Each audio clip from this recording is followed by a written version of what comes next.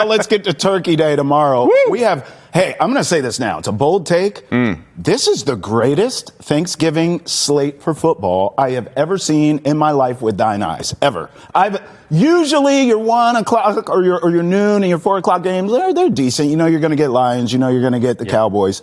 And then the night game, since they've been doing that in recent years, sometimes it's good, sometimes it's a dud. We remember the Patriots not too long ago playing on Thanksgiving night. But they got all these games right. Let's jump in here. The 1 o'clock Packers at Lions.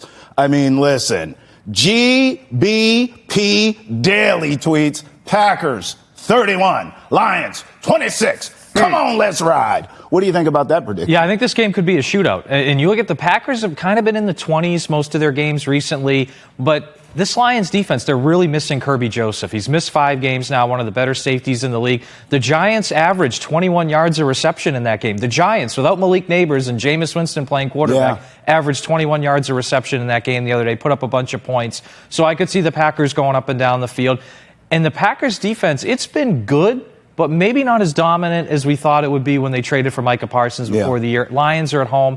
I could see this game being a shootout. You make a great point about Micah, and he's a great player. I'm not trying to take anything away from him. But remember, everyone crucified Jerry Jones for being like, yeah, he can rush the passer, but he's not great against the run, and he's got a bad back. Remember? I think we made fun of him Jerry on the Jones, show. his whole thing was like, look, there's a lot of great numbers there for Micah Parsons, but what do we do in the playoffs when we get there? That's right. And now you kind of look, to your point, that he's a really great player, but he has not made the defense better. I think great players make the unit better. I don't think he's done that. And I would say they're probably better than they were a year ago, but I don't think, like, when they made that trade, a lot of people looked at it and said, wow, this team could go to the Super Bowl, right? Exciting young quarterback. They've won a bunch of double-digit games in the last 5-6 years, even with Aaron Rodgers and going to Jordan Love.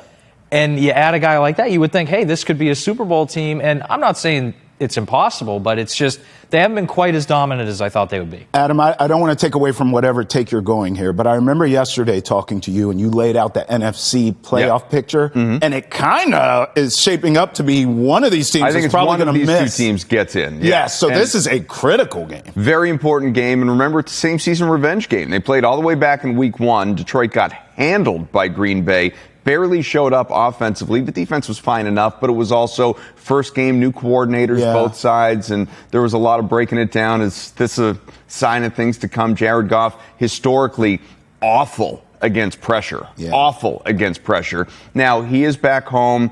I think the Lions, that was a very tough game, way tougher than it should have been against the Giants, but they're able to heroically get through, come back, win late, obviously, overtime, all of that. The Packers, a lot of inconsistency with Jordan Love in that offense lately. I don't trust him. Josh Jacobs, if he even plays, is not 100% healthy. I love my trends. And I found a ton of trends for all of these games we're going to talk about. But I'll just give you a couple for this game here.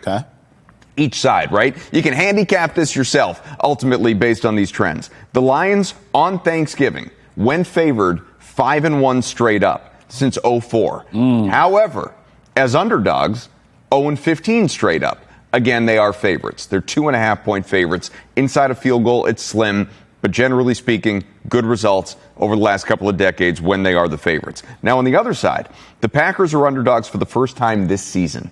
They are 18-6-1 against the spread as 3-point or more dogs under Matt LaFleur. 20-18 straight up overall when an underdog under LaFleur. I only bring that up because he is the only coach in the Super Bowl era with a winning record as an underdog. That's interesting. Wow.